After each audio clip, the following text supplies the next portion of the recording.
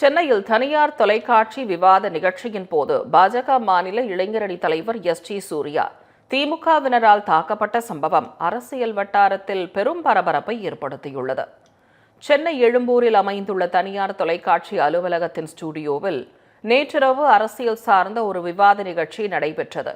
இதில் பாஜக சார்பில் மாநில இளைஞரணி தலைவர் எஸ்.டி. சூர்யாவும், திமுக சார்பில் நாடாளுமன்ற உறுப்பினர் தங்க தமிழ்ச்செல்வன் மற்றும் திமுக ஆதரவாளரான செந்தில்வேல் ஆகியோர் கலந்து கொண்டனர். விவாத நிகழ்ச்சியின் போது ஏற்பட்ட கடும் வாக்குவாதம் முற்றியதில் அங்கு தள்ளுமுள்ளு மற்றும் கைகலப்பு ஏற்பட்டதாக தெரிகிறது. குறிப்பாக பாஜக மாநில இளைஞரணி தலைவர் எஸ்.டி. சூர்யா மற்றும் திமுக ஆதரவாளர் செந்தில்வேல் இடையேயான கருத்து மோதலை தொடர்ந்து செந்தில்வேல் திமுக நிர்வாகிகளை செல்போனில் தொடர்பு கொண்டு சம்பவ இடத்திற்கு வரும்படி அழைத்ததாகவும், அவர்கள் வந்த பிறகே தாக்குதல் சம்பவம் அரங்கேற்றப்பட்டதாகவும் தமிழக பாஜக தரப்பில் குற்றம் சாட்டப்பட்டுள்ளது. இதற்கிடையே ஸ்டுடியோவிலிருந்து வெளியே வந்த எஸ்.டி. சூர்யா உள்ளிட்ட பாஜகவினரை அங்கு திரண்டிருந்த திமுகவினர் சுற்றி வளைத்து தாக்கிய வீடியோ காட்சி வெளியாகியுள்ளது.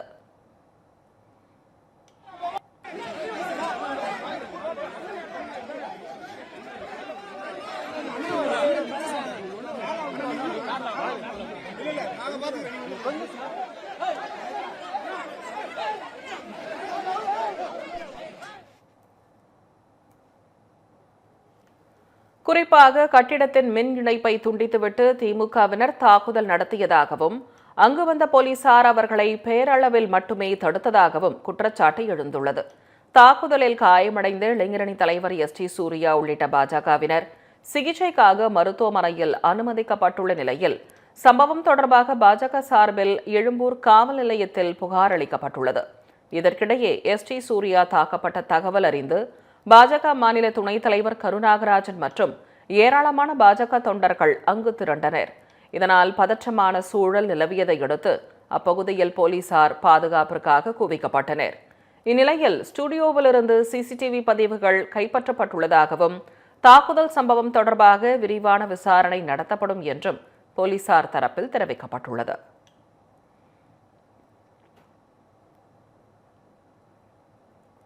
இந்த சம்பவத்தை தொடர்ந்து விவாத நிகழ்ச்சி நடைபெற்ற ஸ்டுடியோவிற்குள் மது பாட்டில்கள் கண்டெடுக்கப்பட்டுள்ளதும் பல்வேறு சந்தேகங்களை எழுப்பியுள்ளது.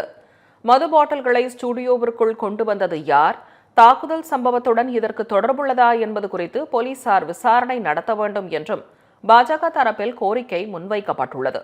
இந்நிலையில் இது தொடர்பாக செய்தியாளர்களை சந்தித்த பாஜக மாநில துணைத் தலைவர் கருநாகராஜன், பத்திரிகை அலுவலகத்திற்குள் நுழைந்து திமுகவினர் நடத்திய தாக்குதல் வன்மையாக கண்டிக்கத்தக்கது எனவும், கருத்து வேறுபாடுகளை வன்முறையால் அடக்க முயல்வது ஜனநாயகத்திற்கு எதிரானது என்றும் தெரிவித்தார். மேலும் இந்த சம்பவத்தை கண்டித்து பாஜக சார்பில் மாநிலம் தழுவிய ஆர்ப்பாட்டம் நடைபெறும் என்றும் அவர் அறிவித்தார்.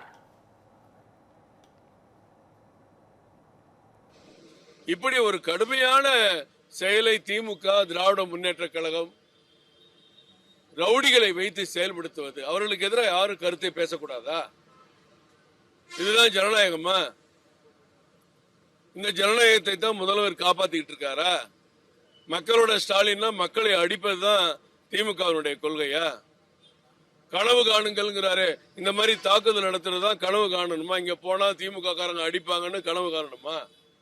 இப்படிப்பட்ட ஒரு அராஜகத்தை திராவிட முன்னேற்ற கழக பகுதி செயலாளர்களே முன்னின்று இங்க செய்திருப்பதாக எல்லா நண்பர்களும் சொன்னாங்க.